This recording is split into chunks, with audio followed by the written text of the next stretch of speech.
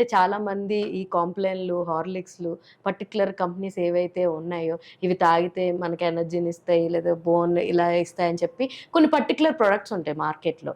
అవి నిజంగానే వాడితే అంత అంత రిజల్ట్‌ని ఇస్తాయంటే వాట్ డూ యూ సే? ఏదైనా షుగర్ ఉండేది తాగకూడదురా. ఆ! ఏదైనా ఇవన్నీ trade names, any protein drink without sugars తాగాలి. Even some gym people will get whey protein whey something protein పెద్దవాళ్ళు తాగకూడదు, వాళ్ళకి కిడ్నీ అంత సపోర్ట్ చేయదు. ఆ! మీరు యంగ్స్టర్స్ చిన్నపిల్లలు తాగొచ్చు, కానీ ఇప్పుడు వే ప్రోటీన్ నేను 65 years కి better not to take okay. Protein drink without sugar. Hmm. Any protein drink without sugar. Okay. Sugar ఉన్నది తాగద్దు. ఓకే. షుగర్ అనేది మళ్ళీ వెయిట్ గెయిన్ అయిపోతారు, అది True. అన్నెసరీ. హ్మ్. షుగరు, ఫ్యాట్ ఆ కంపోజిషన్ చూసుకొని తాగాలి. ఓకే. తాగితే చిన్న యంగ్స్టర్స్ కి ఎందుకు ప్రోటీన్ డ్రింక్స్?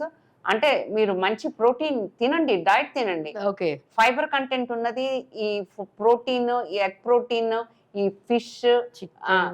చికెన్ ఎక్కువ వద్దులేండి. ఆ! Fish and egg white that is very good okay. For health. And green leafy vegetable dal combinations. హ్మ్. కొంతమంది ఎక్కువగా పెసరపప్పు తినచ్చా, శనగపప్పు తినచ్చా, అది తినకూడదేమో, చీమ్ పడుతుందేమో.